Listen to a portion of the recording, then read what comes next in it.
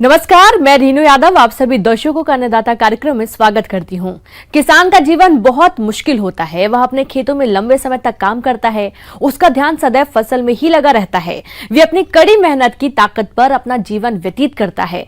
ऐसे ही किसानों की प्रगति के लिए हम खेती बाड़ी से जुड़ी बहुत सी नई लाभकारी जानकारियां हर रोज सुबह लेकर आते हैं। तो चलिए कार्यक्रम शुरू करने से पहले देखते हैं क्या है आज के अन्नदाता में। जैविक खेती में उपयोगी हैं विभिन्न तरह के कल्चर।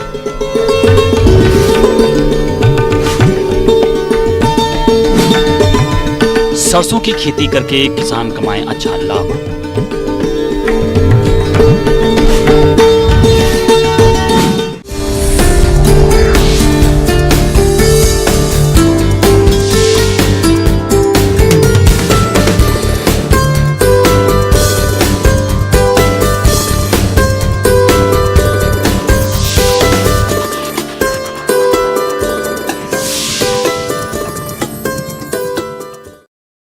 आजकल किसान जैविक खेती की तरफ बढ़ रहे हैं और जैविक खेती में विभिन्न प्रकार के कल्चर तैयार करके अपनी फसलों में काम में ले रहे हैं। आज हम आपको ऐसे ही प्रगतिशील किसान जगदीश यादव से मिलवा रहे हैं। तो आइए जानते हैं इन्हीं से कि जैविक खेती में किस प्रकार से उपयोगी हैं ये कल्चर।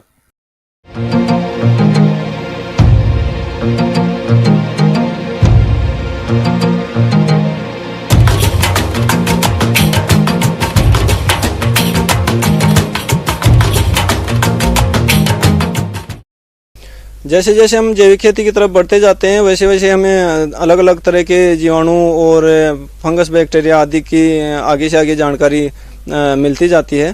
तो उसी क्रम में जैविक खेती में हम काफ़ी कुछ तरह के बैक्टीरिया और जीवाणु खाद का हम उपयोग करते हैं। किसान भाइयों, जैविक खेती में कई तरह के कल्चरों का उपयोग किया जाता है और इन कल्चरों का उपयोग करके रोगों की रोकथाम करने के साथ साथ फसलों की उत्पादन क्षमता भी बढ़ा सकते हैं और जब मृदा उर्वर होगी तो फसलों की अच्छी पैदावार होगी और इससे अच्छी उपज मिलेगी।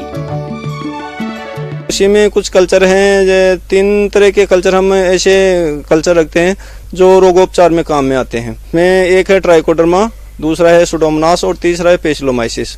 तो ट्राइकोडर्मा को मुख्यतः फंगीसाइड के रूप में हम काम में लेते हैं और सुडोमोनास को हम बैक्टीरियासाइड के रूप में काम में लेते हैं जैविक खेती में, और जो पेसिलोमाइसिस है उसको एंटी निमेटोड के काम में हम उसको लेते हैं। 3 तरह की जो कल्चर हैं वो 3 तरह के रोगों में काम में आते हैं। उसके अलावा कुछ बैक्टीरिया और जीवाणु ऐसे होते हैं जो पोषण के रूप में काम में आते हैं। उसमें एक होता है एजोटोबैक्टर जो नाइट्रोजन के अवशोषण में काम आता है पौधे के लिए। दूसरा होता है पीएसबी जो फास्फोरस को उपलब्ध कराता है पौधे को, और तीसरा होता है केएमबी जो पोटास को मोबिलाइज करने के काम में आता है पौधे की जड़ों में। और एक चौथी तरह का एक और होता है वेम जो वेसिकुलर एब्यूस्कुलर माइकोराजा होता है। तो वो होता है जड़ों में जो पोषण को लेने की क्षमता बढ़ा देता है पौधे की जड़ों को। इन कल्चरों को आप बाजार से लाकर सीधे उपयोग में ले सकते हैं। इसके अलावा आप इन्हें डेवलप करके भी उपयोग में ला सकते हैं। इनको डेवलप करने का तरीका काफी आसान है। इन्हें किसान अपने स्तर पर आसानी से डेवलप कर सकते हैं। इन सभी जीवाणु और कल्चर को हम काम में लेने के लिए जो 2 तरह से काम में हम उसको डेवलप करते हैं। एक सीधा पानी में जो गुड़ और बेसन के साथ में उसको डेवलप किया जाता है, और दूसरा तरीका होता है जो वर्मी कंपोस्ट होता है या सड़ी गली खाद होती है उसमें उसको डेवलप किया जाता है नमी के साथ में।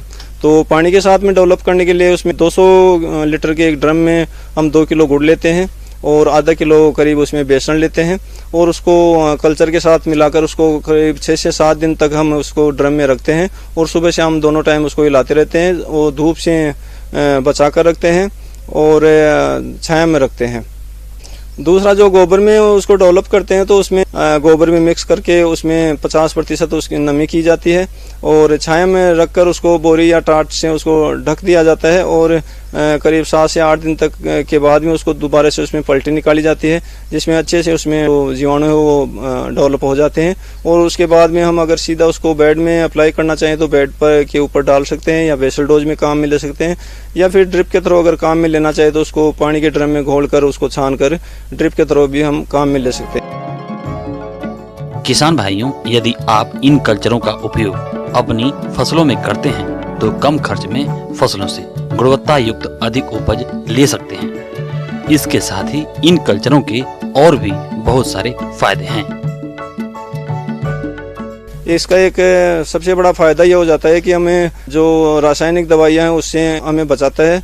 जो हमारा उत्पाद होता है वो शुद्ध होता है, उसमें किसी तरह का रासायनिक दुष्प्रभाव नहीं होता है, और खाने वाले के ऊपर उसका किसी तरह का कोई साइड इफेक्ट या किसी तरह का रासायनिक दुष्प्रभाव उसमें नहीं आता है। और कि जो रिजर्व उसको रखने की, प्रोडक्शन को रखने की जो क्षमता है वो भी उसमें बढ़ जाती है, क्योंकि वो शुद्ध रूप से जैविक होता है। और दूसरा सबसे बड़ा फायदा ये हो जाता है कि उसका जो बाजार मूल्य है वो अन्य रासायनिक जो उत्पाद होते हैं उसकी बजाय हमें करीब 1.25 से 1.5 गुना तक उसको हमें मिलता है, और उसका बाजार से हमें खर्चा भी बहुत कम वहन करना पड़ता है। सावधानी इसमें रखने का दो तरीके होते हैं। एक तो इसको हमेशा सूर्य की सीधी धूप से हमें बचा कर रखना होता है, और दूसरा होता है जो गोबर में हम कल्चर बनाते हैं उसका नमी बना के रखना। तो इन दो चीज़ों का हमें विशेष रूप से गौर रखना होता है। और जब हम इसको बनाते हैं तो उसके करीब 20 दिन के अंदर अंदर इसको काम में ले लेते हैं। इसके बाद में इसके जीवाणु और जो कल्चर बैक्टीरिया वगैरह होते हैं वो ख़त्म होना चालू हो जाते हैं उसमें ड्रम में या उसी जगह। तो उसमें खेत में अप्लाई करने के बाद में अपने आप वो अपने जीवन यापन शुरू कर देते हैं और अच्छी तरह से डेवलप होते रहते हैं, और पौधे को उसमें उसका फायदा भी मिलता रहता है। किसान भाइयों, अभी तक आपने खेती से जुड़ी कुछ उपयोगी जानकारियां देखी हैं। अब लेते हैं एक छोटा सा ब्रेक, जल्द ही लौटेंगे। कार्यक्रम में आगे भी है खेती बाड़ी से जुड़ी बहुत सी महत्वपूर्ण जानकारियां, तो बने रहिए हमारे साथ।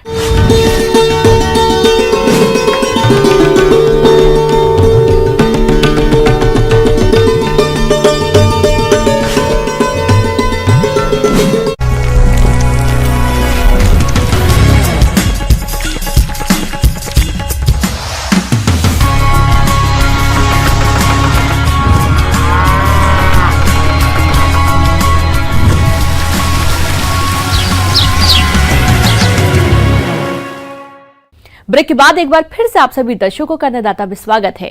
चलिए अब रुख करते हैं अगली कड़ी की ओर।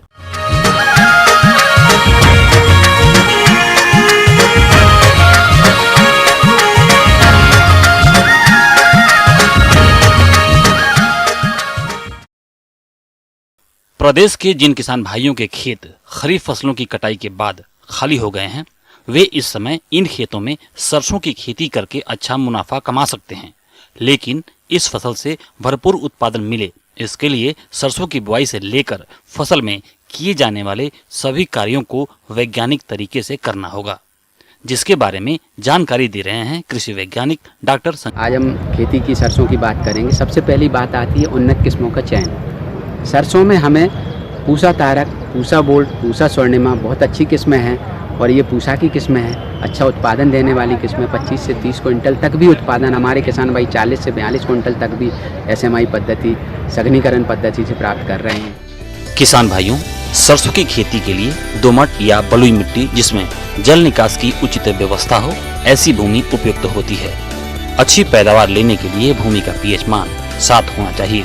खेत की तैयारी के लिए खरीफ फसलों की कटाई के बाद पहली जुताई मिट्टी पलटने वाले हल से और उसके बाद 3-4 जुताइयां कल्टीवेटर से करना चाहिए। जुताई करने के बाद खेत में पाटा लगाकर भूमि को समतल कर लें, और भरपूर उत्पादन प्राप्त करने के लिए अच्छी सड़ी हुई गोबर की खाद या कंपोस्ट खाद 100 कुंतल प्रति हेक्टेयर की दर से जुताई के समय खेत में डालकर अच्छी तरह से मिला दें। मैं खाद की मात्रा बता दूं, 90 किलोग्राम नाइट्रोजन, 60 किलोग्राम स्फोर, 30 किलोग्राम पोटाश, और जिंक सल्फेट, क्योंकि सल्फर भी हमारे तिलहनी फसल है, सल्फर भी देना चाहिए। जिंक सल्फेट 25 किलोग्राम प्रति हेक्टेयर के हिसाब से हमें पहले ही भुरकाव करके बुआई कर देना चाहिए। यूरिया की जो शेष मात्रा है, मतलब यूरिया की जो मात्रा है, हमारी नाइट्रोजन की जो मात्रा है, उसको आधी मात्रा हमें बुआई के समय देना, आधी मात्रा 3 बार प्रथम गुड़ाई, द्वितीय गुड़ाई, तृतीय गुड़ाई पे हमें देना चाहिए। यदि हम परंपरागत पद्धति से सरसों की खेती कर रहे हैं तो लगभग 5 से 6 किलोग्राम बीज प्रति हेक्टेयर हमें लगता है 2.5 एकड़ में, और seed drill, raised bed planter या डिबलिंग पद्धति से बुवाई करते हैं तो इतनी बीज मात्रा लगेगी। बीज उपचार सबसे प्रमुख बात है। यहाँ जो हमने सरसों की बीज लिए हैं इनको कार्बेंडाजिम या मैनकोजेब की लगभग 2 ग्राम मात्रा प्रति किलोग्राम बीज के मान से हमें बीज उपचार करना चाहिए। बीज उपचार के उपरांत हमें यहाँ पर FIR पद्धति को अपनाना चाहिए। FIR में मैं आपको बता दूं कि यहाँ पर सबसे प्रमुख बात आती है इंसेक्ट यानी ज़मीन भूमिजन्य कीटों से बचाव के लिए हमें जो हमारा क्लोरोपाइरीफास नामक जो है इंसेक्टिसाइड कीटनाशक है उससे भी उपचारित करना चाहिए। यदि हमारे पास थायोमेथाक्साम रस चूसक कीटों का प्रकोप ज़्यादा होता है तो हम थायोमेथाक्साम 1 ग्राम मात्रा प्रति किलोग्राम सरसों के बीज का उपचार हमें करना चाहिए। अब हम बात करेंगे कि कतारों की दूरी कितनी रखना चाहिए बुवाई के समय। बुवाई का सबसे उपयुक्त समय हमारा किसान भाइयों अक्टूबर का अंतिम सप्ताह से लेके 15 नवंबर तक हमारे किसान भाई सरसों की बुवाई का कार्य कर सकते हैं। तो ये इसके बाद हमारी कतारों की 45 से 60 सेंटीमीटर हमारे कतारों की दूरी परंपरागत पद्धति से बुवाई पद्धति में हमको रखना चाहिए। यदि हम पौधे से पौधे की दूरी लगभग 10 सेंटीमीटर से 25-20 सेंटीमीटर रखना चाहिए और ज़मीन में गहराई पे ज़्यादा हमें सरसों नहीं बोना चाहिए। लगभग 4 से 5 सेंटीमीटर से गहरा नहीं होना चाहिए सरसों, अन्यथा अंकुरन समस्या आने की संभावना रहती है।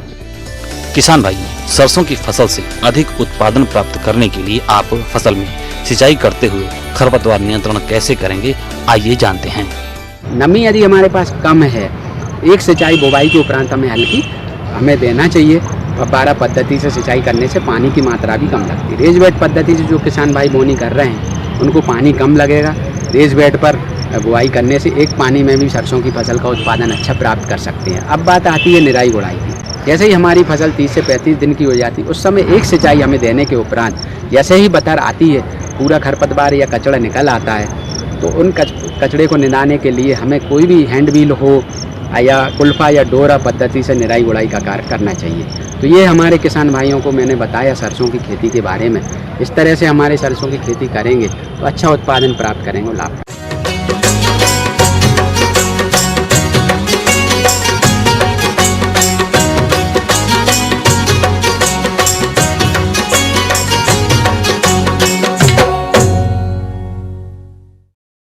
हमारे प्रदेश के अनेक किसान भाई टमाटर की खेती करते हैं, लेकिन वे फसल में किए जाने वाले कार्यों में लापरवाही करते हैं, जिसकी वजह से फसल की सही बढ़वार नहीं हो पाती है और उत्पादन में भी कमी आ जाती है। तो आपको इस तरह की समस्या का सामना नहीं करना पड़े, इसके लिए टमाटर की फसल में कौन कौन से जरूरी कार्यों को करने की आवश्यकता है, इसकी समस्त जानकारी दे रही हैं एक विषय विशेषज्ञ डॉक्टर प्रीति चौहान।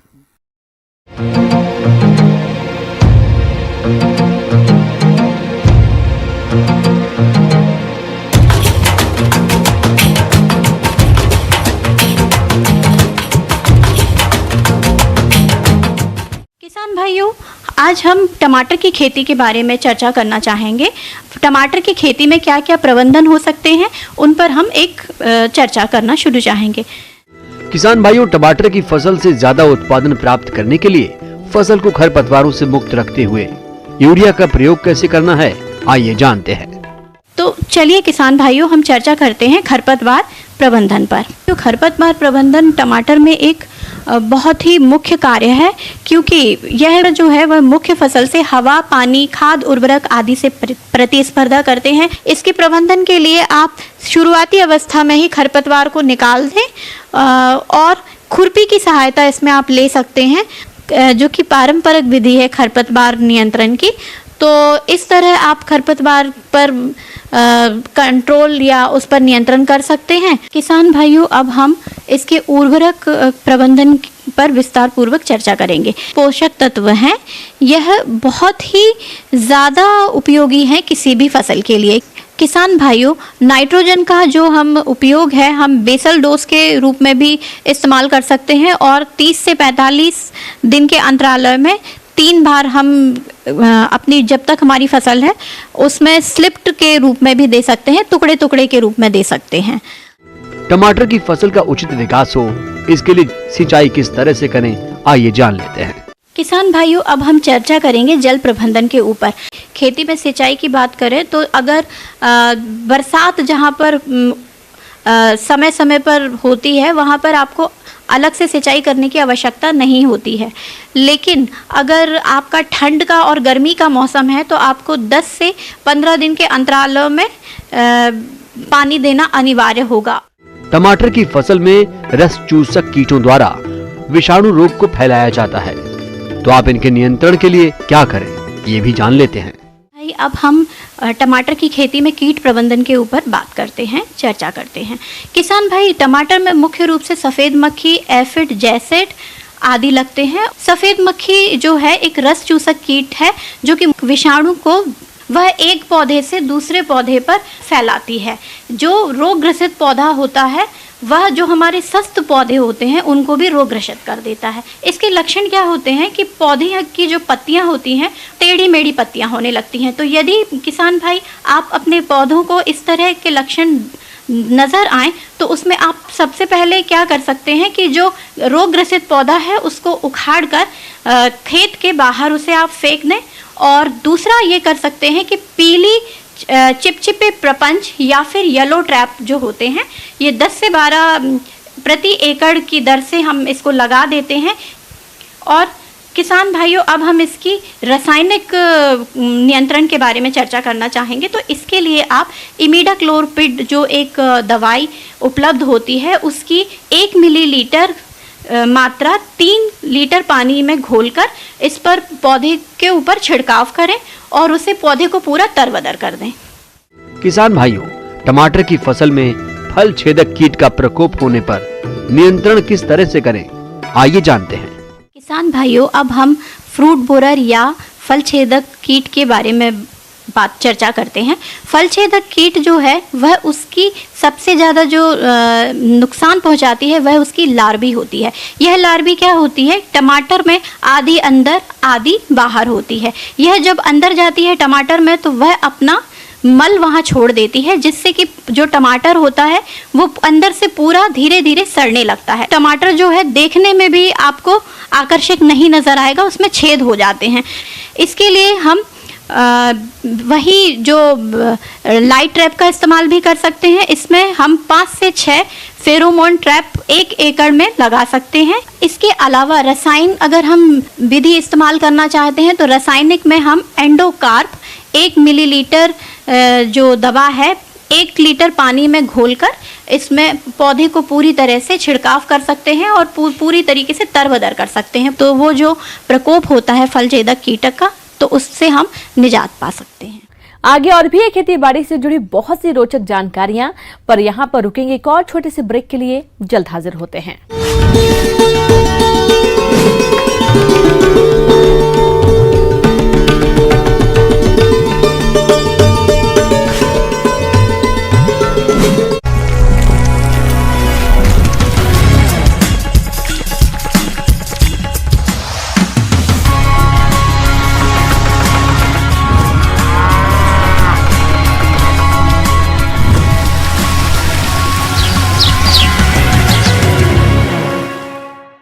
ब्रेक के बाद एक बार फिर से आप सभी दर्शकों का अन्नदाता कार्यक्रम में स्वागत है।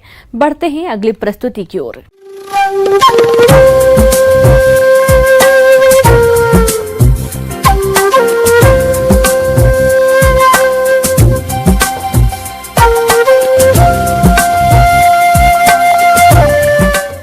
मौसम के अनुसार प्रबंधनों पर टिकी आपकी खेती बाड़ी, और इसलिए मौसम पूर्वानुमान और उस पर आधारित साप्ताहिक कृषि सलाह इस प्रकार है। भारत मौसम विज्ञान विभाग, ग्रामीण कृषि मौसम सेवा केंद्र सीहोर से प्राप्त मौसम रिपोर्ट के आधार पर भोपाल, रायसेन, बैतूल, होशंगाबाद और इनके आसपास के जिलों के किसानों को सलाह दी जाती है कि कोरोना कोविड-19 के गंभीर फैलाव को देखते हुए कृषि कार्यों को करने के दौरान भारत सरकार द्वारा जारी किए गए दिशा निर्देश जैसे व्यक्तिगत स्वच्छता, मास्क का उपयोग, सही अंतराल पर साबुन से हाथ धोना एवं एक दूसरे से सामाजिक दूरी बनाए रखना बेहद जरूरी है। किसान इन सभी दिशा निर्देशों का पालन करें। रबी फसलों की बोनी हेतु उन्नत बीज, खाद एवं उर्वरकों की व्यवस्था करके रखें। गेहूं की खेती करने वाले किसान पूर्ण सिंचित किस्में जैसे JSW 1203, GSW 1215, HI 8759, HI 1544। जिन किसानों के पास 1 से 2 सिंचाई की व्यवस्था है वे गेहूं की JW 3288, JW 3211, JW 3020, HI 1531 और असिंचित अवस्था में किसान गेहूं की JW 3288, JW 3173 आदि किस्मों की बोनी कर सकते हैं। इसी प्रकार चने की उन्नत किस्में BRG 202, JG 130, JG 11, JG 16, जाकी 9218 तथा काबुली चने के लिए काकटू और JG के 1 आदि किस्मों की व्यवस्था कर लें। मसूर की उन्नत किस्मों के लिए RVL 31, JL 2 आदि किस्मों के बीज की व्यवस्था कर बुआई करें। शरतकालीन गन्ने की बुआई का उचित समय है। इसके लिए उन्नत किस्में कोजेएन 86-512, कोजेएन 86-141 किस्मों की बोनी करें। चना एवं मसूर की बोनी के पूर्व बीजों को फफूंदनाशक दवा थाइराम 1.5 ग्राम एवं कार्बनडाजिम 1.5 ग्राम दवा से प्रति किलोग्राम बीज को उपचारित करें। इसके बाद जैव उर्वरक राइजोबियम एवं PSB कल्चर से बीज को उपचारित करें। फलदार पौधों को रोग एवं कीटों से बचाने के लिए मेलाथियान 2 मिलीलीटर के साथ मैनकोजेब 3 ग्राम दवा प्रति लीटर पानी के हिसाब से घोल बनाकर छिड़काव करें। नींबू वर्गीय फल वृक्षों को कैंकर रोग से बचाने के लिए स्टेप्टोसाइक्लिन दवा का छिड़काव करें। गोभी वर्गीय सब्जियां, मिर्च, बैगन एवं टमाटर आदि की तैयार पौध की खेत में रुपाई करें। लहसुन की बोनी कर सकते हैं। इसके लिए उन्नत किस्म G 282, G 323, G 31, G 41, G 386 का उपयोग करें। प्याज की उन्नत किस्म AML, R, AFDR आदि की नर्सरी तैयार करें। जो किसान भाई गेंदा की खेती करना चाहते हैं वे पूसा नारंगी किस्म की नर्सरी तैयार कर और तैयार नर्सरी की पौध रोपाई कर सकते हैं। मुर्गी के चूजों को रानीखेत बीमारी से बचाने के लिए F1 या लसोटा स्टैंड का टीका लगवाएं।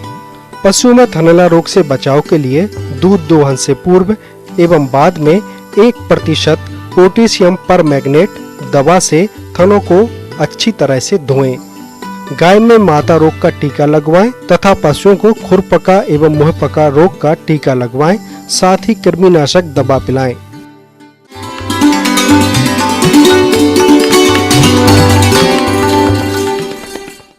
अन्नदाता हेल्पलाइन निःशुल्क फोन संपर्क सेवा के माध्यम से आपके द्वारा पूछे गए प्रश्नों में से 1 या 2 महत्वपूर्ण प्रश्नों को हम अपने कार्यक्रम में शामिल करते हैं और इसी के तहत आज का चयनित प्रश्न और उसका जवाब इस प्रकार है। निःशुल्क अन्नदाता हेल्पलाइन में आज हमने जिस प्रश्न को शामिल किया है उसे पूछा है ग्राम खेरा, जिला मुरैना के चंदन धाकड़ ने। आपने अमरूद के बाग में संतुलित उर्वरक प्रबंधन के बारे में जानकारी चाहिए है, तो इसके लिए देखिए कार्यक्रम का यह अंश।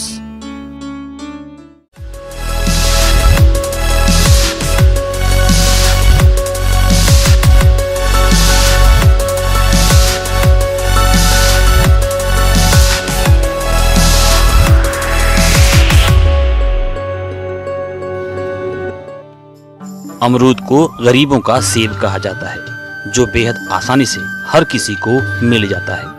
इसकी बागवानी से किसान अधिक मुनाफा कमाते हैं। लोग घरों में भी इसका पेड़ लगाते हैं। पोषक तत्वों से भरपूर इस फल को बहुत लोग पसंद करते हैं, लेकिन अमरूद के पेड़ को भी पोषक तत्वों की जरूरत होती है, जिसे आप अगर समय से देंगे तभी आपको अधिक उत्पादन मिलेगा। अगर आपने अमरूद का बाग लगाया है तो पोषक तत्व प्रबंधन पर भी विशेष ध्यान दें। अगर आपके पौधे 1 साल के हैं तो उसमें 150 ग्राम यूरिया, 150 ग्राम DAP, 80 ग्राम पोटास और 10 किलोग्राम गोबर की खाद डालें। इसमें से इस समय यानी अक्टूबर या नवंबर में आधी यूरिया और बाकी खाद उर्वरकों का पूरा प्रयोग करें और जो आधी यूरिया बचेगी उसे जून या जुलाई में प्रयोग करें। ऐसे ही अगर 2 साल का पौधा है तो इसी मात्रा को डबल कर देंगे और उसी तरह से प्रयोग करेंगे जैसे पहले बताया गया। इस तरह 5 साल तक यह मात्रा बढ़ती रहेगी और 6ठे साल से मात्रा फिक्स हो जाएगी, जो आगे आपको जब तक पेड़ रहेगा देते रहना है। तो जो 6ठे साल के पौधे के लिए खाद उर्वरकों की मात्रा होगी वो है यूरिया 1 किलोग्राम, DAP 900 ग्राम, पोटास 500 ग्राम और गोबर की खाद 50 से 60 किलोग्राम। इसमें से इस समय यानी अक्टूबर या नवंबर में आधी यूरिया और बाकी खाद उर्वरकों का पूरा प्रयोग करें और जो आधी यूरिया बचेगी उसे जून या जुलाई में प्रयोग करें। ये तो हुई मुख्य पोषक तत्वों की बात। अब बात करेंगे सूक्ष्म पोषक तत्वों की, जो आमतौर पर मिट्टी में मौजूद रहते हैं, लेकिन अब कहीं कहीं इनकी कमी देखी जा रही है और अमरूद के बाग में आमतौर पर बोरान और जिंक की कमी देखी जा रही है। अगर आपके बाग में पत्ते या फल सूख रहे हैं या फट रहे हैं या पत्तियों का रंग बदल रहा है तो आप सूक्ष्म तत्वों का प्रयोग जरूर करें और यह समय सूक्ष्म तत्वों के प्रयोग के लिए सही है।